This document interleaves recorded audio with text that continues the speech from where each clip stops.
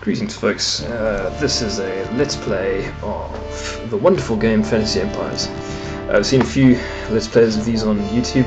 I wasn't terribly impressed.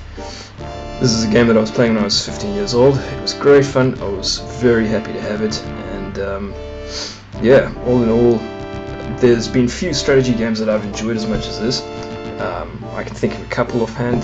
Kohan, which was fairly obscure, but which some of you will know.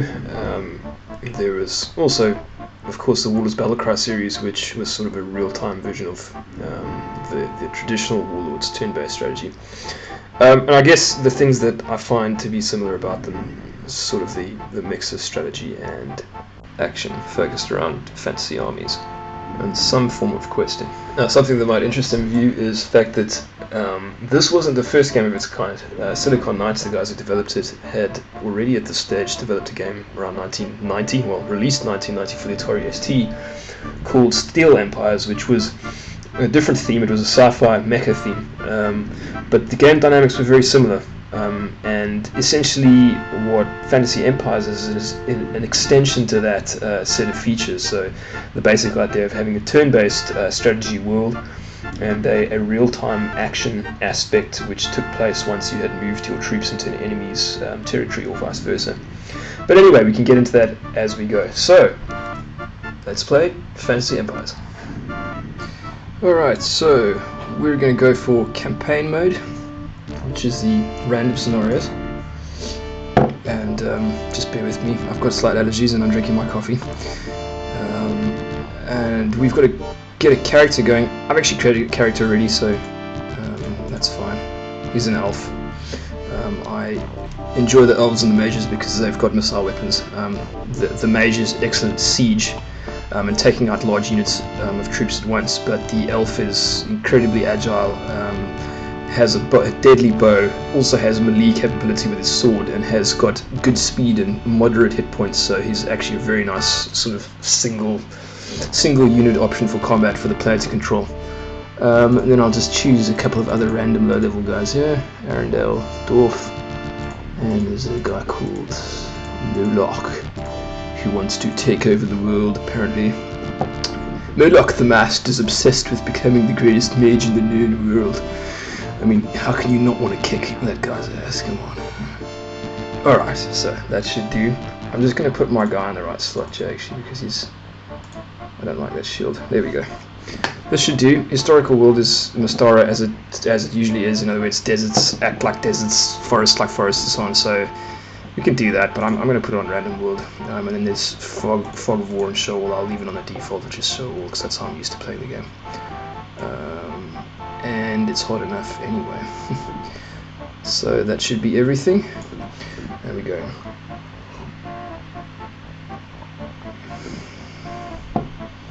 Right, I just need to do a couple of chores, and also bear with me because my mouse pointer is in the wrong place.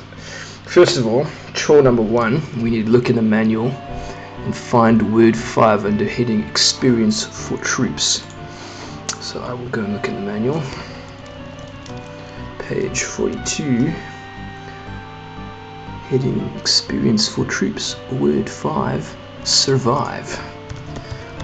Chore 1, oh, actually, I've forgotten, this is cracked, so all I need to do is hit enter. Duh.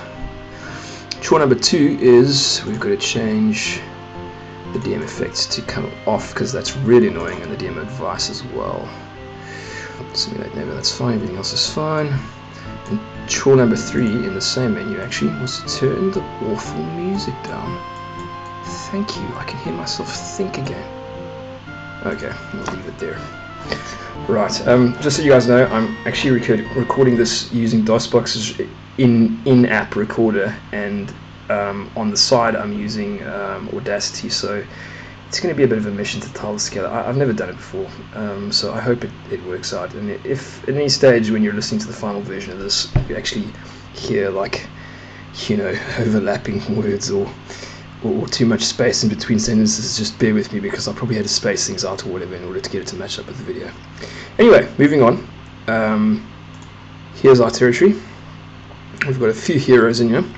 These names are written in gold, which means that those are heroes, L1 meaning level 1. So we've got a nice variety of guys there that usually start with. We have a keep, which allows us to control this territory without taking continuous attrition damage from local militias. And we have 2 barracks, which allow us to put out 3 units at a time each. And the worth, I believe, is the income per round, although we'll have to check. And I think also that you get additions to that due to having a keep in the territory. Let's have a look. The way that you can look at a territory is by using... what I want to do is look at my whole empire. So I only have 1.69, so yeah, that's all I'm getting from that territory right now. Alright, what we've got to do first is we've got 2 pairs of barracks in there. We've got a pair of barracks in there. We can either build another barracks and use half of our cash just to do that, and then pump out armies really fast and rush the enemy. That could be a legitimate tactic. The other approach is that we do what the computer tends to do, which is just basically use the 2 barracks we've got and move reasonably substantial armies around our home territory first in order to grab everything near us and get our income up quickly. I mean, the question is whether you actually want to really take guys out quickly or not.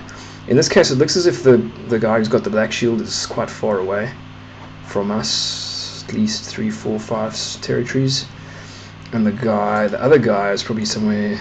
Oh, there he is. Okay, so he's down there, and he's also about a good 7, 8, 9 territories away even from us, I think. Oh yeah, he's miles away. So that's 1, 2, 3, 4, 5, 6, 7, 8, 7 or 8.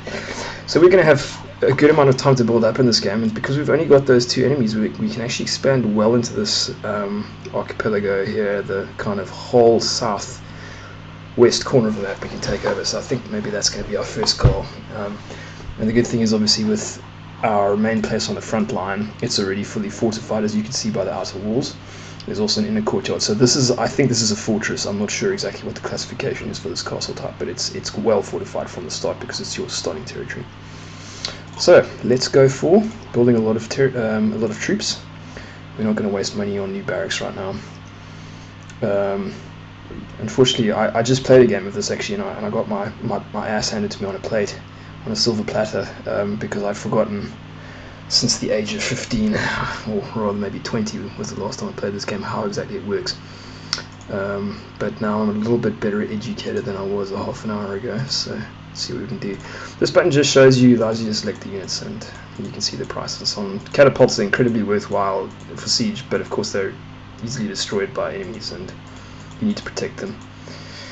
We've got dwarves, which are like slightly better fighters, and then fighters themselves. What we want right now is cannon fodder, because we're just going to be going and taking out territories around us, and that means we're not really concerned with the combat ability of these guys. What we're concerned with primarily, and this is from my understanding of the game, I might be wrong about this, but when you're just taking out neutral territories, it doesn't matter what unit you have, as long as there's the same number. So I can get more fighters, 20 fighters per group, for 500 gold pieces each, rather than 20 dwarves per group for 600 each. So I'm just going to go for fighters here because they're cannon fodder right now. Once you actually start engaging the enemies in combat, then you need to use better quality units like dwarves or whatever you have available in order to actually fight in the real battles that you will see and play in the action phase of the game, which you'll see hopefully in the next 15 turns or so at some point. Anyway, let's just consolidate for now. So we've got those guys building. We end the turn. Keldor, it's your turn again. Fortunately, it's very nice playing on an i7 because I don't have to wait like I used to have to wait with my 486 DX266 for the AIs to complete their rather small turns. Black Eagle, Barony, Radleb Woods is train your recruits, so that would be us.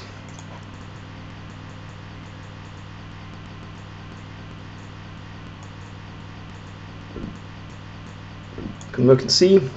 There we have 120 fighters. Now, one thing I forgot to do last turn, like an idiot, was to send my guys on quests. So I need to do that right now.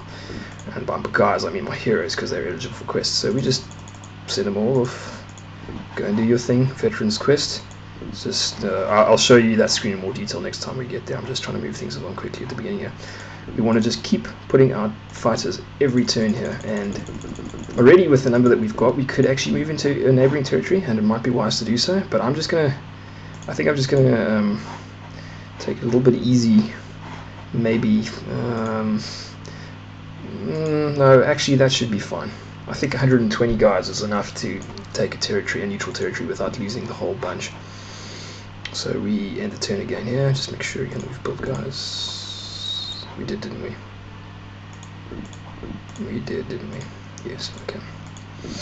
All right. So there's Keldor. Let's turn again. Let's just make sure something here. Okay, I just needed to check something in Windows quickly. Alright, so Black Eagle Barony has once again trained new recruits. Unfortunately, I lost a level 1 fighter in a veteran's quest, which is actually pathetic because it almost never happens, but alright. The troops mourn the loss, I'm sure they do. Especially considering they're all fighters themselves, I guess they would, wouldn't they? Alright, let's move these guys over here. Sea travel turns 3. I'm not really into that, actually. Okay, so my initial assumption that we could quickly take over the southwest part of the map is perhaps slightly flawed. What we will need to do then is move to a nearby land territory like that one.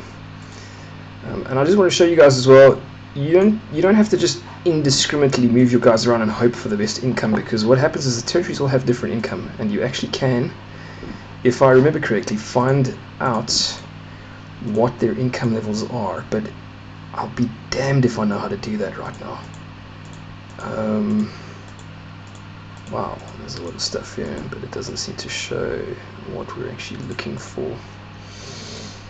I quite like this view because it shows you what sort of troop types you've got in the territories.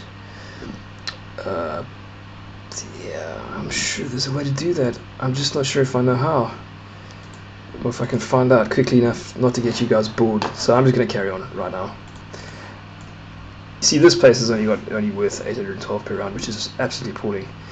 One thing that I didn't do, by the way, that I almost forgot, is to build a keep. And this is what happens is, you'll notice that there were only 37 guys in that territory. That's after they moved in here, local militias whittled them down. They lost over 80 guys there. And if you want that to stop, you actually need to put a keep down in order for them to keep the local population under control.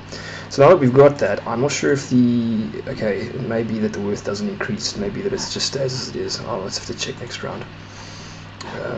But like I say here, we can move these guys. We don't really know if that's a good place or not, so we just try our luck and see if it is. But at least we don't have to travel 3 rounds to get there, as we would if we had to travel over the sea. So let's end the turn there, making sure that we have, of course, built new guys, which we haven't yet. 6. Okay, and end the turn. Keldor, it's me again. Okay, Black Eagle Barony, Red Lab Woods has trained new recruits. Now, just before... Oh, awesome. Level 2 Elf has returned with Ring of Protection, so he's got extra AC, +1. Armor class, for those of you who don't know. A level 2 Dwarf has returned empty-handed from Veteran's Quest, but at least he's level 2. So you'll see that what happens is either they die, or they return empty-handed, but they'll always gain a level whenever they return, provided that the quests are sufficient for their level. Or they'll come back with a level and a magical item. So these guys... Wow, level 2 magic user's got a Displacer Cloak, and that's a really good item actually for a low level. It gives you quite a lot of extra armor class. So I might want to control the mage when we go into battle for the first time. But we'll see how it goes. Let's send some of these guys back again. And maybe what I will do is to build another fighter hero. I don't even know if it's necessary really, because we've got the dwarf. So I think I'm just going to leave it. I'm not too worried about that fighter hero that died. I'm just going to keep putting out these guys, the old cheapo soldiers, human soldiers. And we now have this territory. Now you'll see again, I sent 120 guys here, and we lost just over half of them. The worth of this territory is also not very great, but it doesn't matter. In the beginning, you just need to get territories to increase your income. So we'll put our keep down there. We've still got almost 7,500. We will have probably have about 10,000 next round, so we should be good. Let's just check actually what our income is at the moment. 3,158 for the whole empire, so that's fine. We've got a nice amount of fighters waiting in. Oh, that's the total amount of fighters we have everywhere. I'm going to make sure I'm still building these guys. I've got them in. Yes, okay, so we've done everything we need to do. This territory's got to keep. Yes. This territory's got to keep. Yes. We're all good, so move on to the next round. Keldor, it's you again. I keep seeing your face in my dreams, Keldor. Makes me cry. Black Eagle Barony Radivers, trendy recruits as usual. I might actually want to turn those things off, but in fact those dialogues are really necessary. As you move on in the game, you really don't want to forget stuff, so I'm actually going to rather just leave them on. It would be nice if you could press escape to close them, because that would just be a nice keyboard shortcut. We've got guys in here that are... okay, these guys need to be built again, so... fighters. Now, before we can move out again, we need enough gold. So by next round we'll have enough gold for the next keep, so that's fine. So what I'm going to do now is I'm going to move out whoever I do have here into one of the nearby territories, and I think for the sake of ease I'm going to keep shifting away from the enemy for now, because I want my main territory, which is this one, the fully fortified one, as close on the border as possible, and I'll try, if we have time, to fortify these two before the enemy arrives. So let's hit it over here. Sea travel, okay, it's expecting sea travel again, so if we don't want the sea travel we're going to have to go around, I guess, because that's probably only going to take 2 turns to do. So I mean, the other option is we move out this way, but then we're moving straight towards the enemy, and I actually prefer to avoid that for now.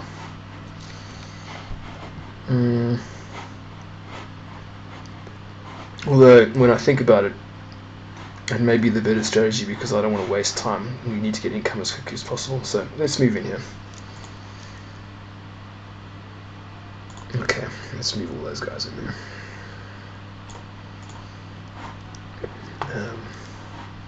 Probably should have moved those to 2 different territories, but again, if I don't have enough keep money for keep next round, it doesn't matter, so I'm just going to end up having problems anyway if I don't. So let's just end the turn. Keldor, it's you again, you weird bastard. Black Eagle Barony. Okay. Oh, our elf has returned with a displacer cloak from a veteran's quest, and he's going to definitely keep the displacer cloak, so I'll say keep it instead of the ring of protection, because it's way better. Dwarf came back with nothing. Cleric came back with nothing. Magic came back. Oh, okay, magic user came back with a displacer cloak, which you already had, so that doesn't really matter, does it? And we'll send our guys back on the quest again. They work hard for their money. I think the noble quest will probably own them, so let's just do this again. Basically just have to get them up to the highest level possible before the enemy arrives on our front lines. Now we've got territory over here we can put a keep in. And by now we should start getting quite decent income. Yeah, okay, 4,500 around. Already this is sufficient for you to pump out like dwarves at a good rate at 6 units per turn, so that's nice. But if we can get up to the point where we're on 7,500, then it means we can move every turn and build a keep, which is of course ignoring the cost of building units, but it's definitely better than where we're at right now. So these guys lost, I think how many units did we have? We had 240, so they lost 100 guys, which really sucks. We don't want to move them until we're close to getting enough money, which will be the second next round from now, so let's just leave this as it is at the moment. What I might do is build something here. Actually no, I will leave this alone. I'll just end the turn.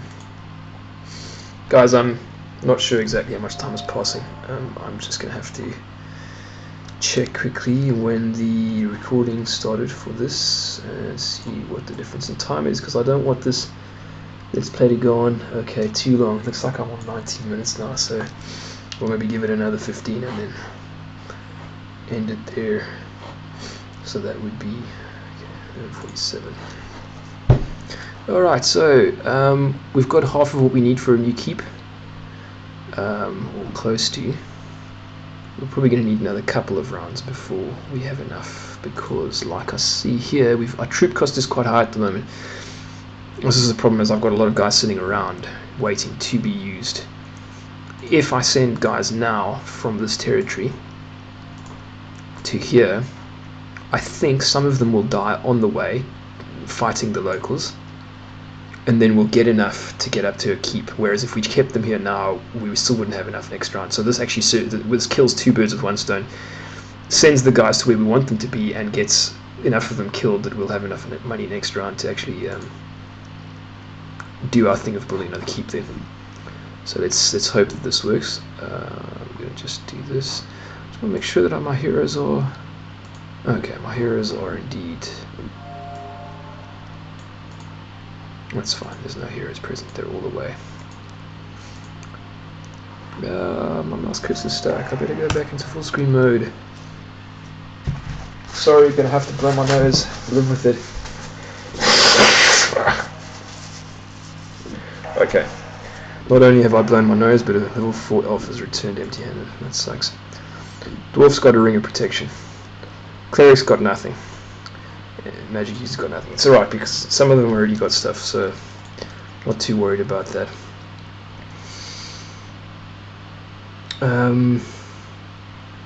They've all got something, and most of them have got displacer cloaks, which is actually wicked, so I'm going to just do exactly the same thing again. Now, unfortunately, what happened, as you might have noticed, is I didn't actually get enough money for a keep. So these guys, I'll be surprised if they lost another round there, but what I will do is I might see if I can move these guys with them. That'll be slightly better because I'll probably lose 100 again. Probably the more you send, the more you lose, but anyway. I know that beyond a certain level, like if you only send 60 guys, there's a good chance they'll all just die and you won't be able to build a keep the next round. So it's just a complete waste sending in less than like 80 guys.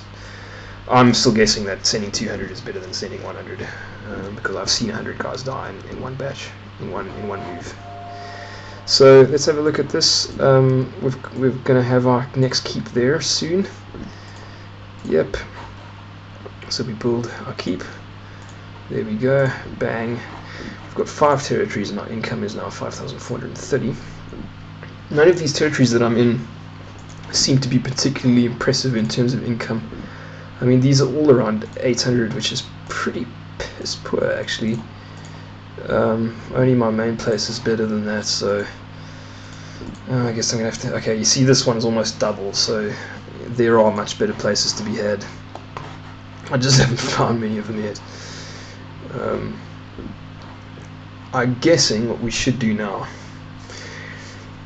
is probably wait, because we can get, we'll only get 4,001 round. If I move guys, maybe I'll lose enough of them soon enough that it won't matter. Who have we got here? Okay, what I'm going to do, this territory looks, oh, you right click, okay, I know now. You right click on territories that you don't yet occupy in order to see what they've got. So this place allows us to build shadow elves and magic users, which is cool, halflings, which are cannon fodder, which is wicked, but we would need buildings to do that.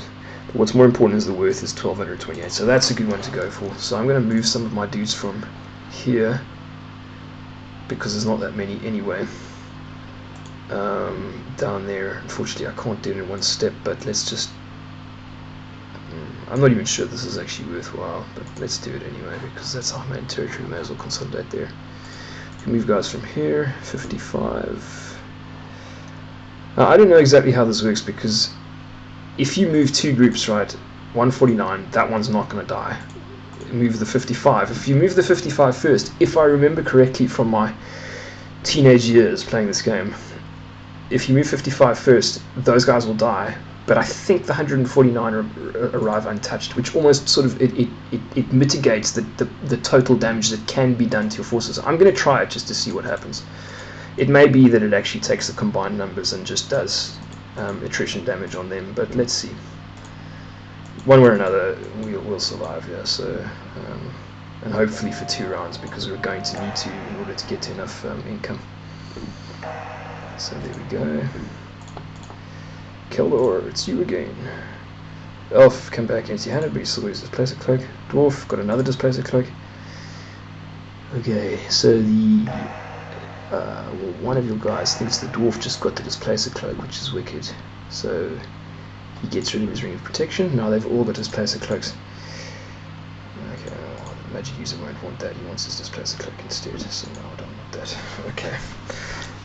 One thing I'm remembering is how later on you have a vault, and see, you can get magic items. You do not have any magic items in your vault right now, but when you guys start doing better quests, you can get things like rods of lightning and shit like this that allows you to cast world level spells on enemy places, territories, and you can increase your income. And I can't even remember, you can spell undead in certain territories. You do all kinds of cool stuff with those, and that's one of the nice things I really like about this game. It was the first time that I saw something like that. Was you've got this mixture of strategy and the action aspect, which you guys have yet to see because you're waiting for me to get to that point, fighting these guys here or their companions up here.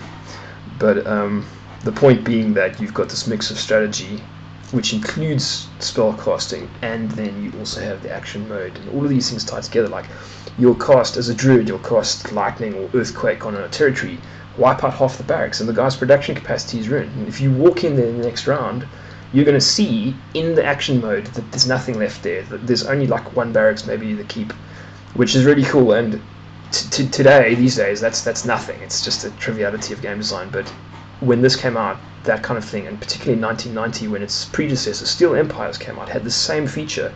And I remember that blew me away at like the age of 12. I was like, wow, this is so cool. You know, what you do in the strategy game and what you do in an action game affect one another. It's like a complete crossover. So very cool. Anyway, what were we doing here? Well, we can certainly move these 37 guys in here as well. May as well. It looks as if I lost a few guys, but I had about 125 left. So I think it combined the numbers from that experiment I did last time. And now we'll have enough in this territory next round in order to build a keep. So what I will also do, because I'm actually on quite a low troop cost right now, and I'm going to end up with about 10,000 gold, as I may as well also build a few new guys in my main base. And I'd love to be building halflings right now, but I would have to put guys in that other territory in order to do that. Unfortunately, I've chosen 6 here, which hopefully I haven't overshot my amount, which I think I might have done. But let's see anyway. Oh no, I'm good. Okay, so I've got 8,600. I can build another keep and increase my income substantially with that new territory. Okay, we've got new recruits there, that's fine. And let's put down our keep here. Now, you'll find the way I'm playing now is the way the computer plays. They always expand as quickly as possible because they know without the income, you've got nothing. And the 3 barracks that you start with, while it's not bad, and you should be happy for it, is nothing like the production capacity that you need by the end of the game. So, I mean, you'll have 3 barracks in many territories later on. So actually, you need money really quickly to start with. And I'm doing okay here because I've already got 6 territories and an income of 6,658 minus the troop cost at the moment. So that's actually pretty good. These guys have got, looks like 5 territories, yeah. And the guys up here have got 5. So I'm not doing too badly. I think I've managed reasonably well after my epic failure last game. Anyway, probably at this point I'm going to get 1 or 2 more territories. Let's have a look around and see what we can find. Okay, North Shires, you've got halflings, you've got all kinds of stuff growing here, but there's a very good income there, 1465, same as my home territory almost. This is terrible. So this one is right next to us. That's worth going for. South Shires, also good. Kendry, not bad. See about this swampy place, that's also really good. So I think moving in this direction is a total win for my side because, yeah, you see again 1, 2, 3, 4. The large territories tend to generate more. Even the seaside territory here is going to give me good money. So if we can just get the economy going. These islands take a long time to get to, and they're okay, but they're not brilliant. That one's amazing actually. But it's not as easy to reach as these ones to my west, so I'm going to go for those. So what we need to do then is, first of all, we need to move quickly because these guys are coming from this side. Either I can move guys to the battlefront here and try and corner those guys on this strip of land because it's going to be very difficult for them to move otherwise. Or I guess one other thing I could do is I could sail the 7 seas in order to come from my main base and attack them on their shorelines here. I have no idea what they've got, and I don't know if their heroes are good or what, so it's going to be a risk, and I know with this game, if you go into combat too early, and you basically just break your side, so I'm going to have to be very careful. So I don't have enough money anyway right now to build more troops, so I'm just going to leave it. Okay, alright, we've got 6555. I just want to make sure here that we've got buildings where we should have them everywhere. Yeah, okay, so the little triangle type thing is like it's a keep. And this one's got, I don't know what that actually means. I think that means like castle and outer walls. Those two icons there. That means heroes, that means ordinary troops. So, okay, it's the right time now to stop building new guys, so I'm going to do that. Okay, next turn. We're going to have to keep an eye now on the enemies because they are going to start closing on us soon. Okay, he hasn't moved yet, but he's probably consolidating, and you can expect soon. Now this guy's starting to spread. He's got 6 territories like I've got. Be interesting to see what he's getting in terms of income. Okay, that one's high. That one's high. That one's slow. This one's high, low, very high.